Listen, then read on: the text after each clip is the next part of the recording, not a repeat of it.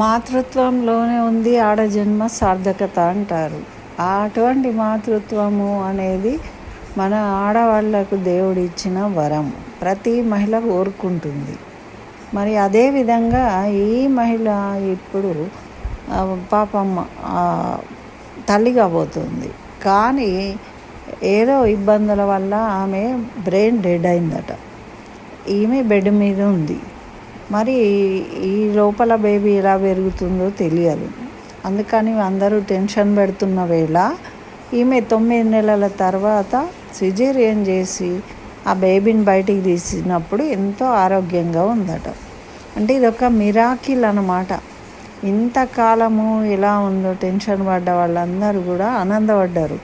కానీ దీనికి కారణం కేవలం ఆ తల్లి యొక్క ప్రేమ మహిమ వల్లనే ఈ బేబీ సురక్షితంగా ఉన్నది అని అందరూ కూడా ఆశ్చర్యపోతూ ఉన్నారన్నమాట. అటువంటి పవిత్రమైనది తల్లి ప్రేమ అనేది చాలా గొప్పది.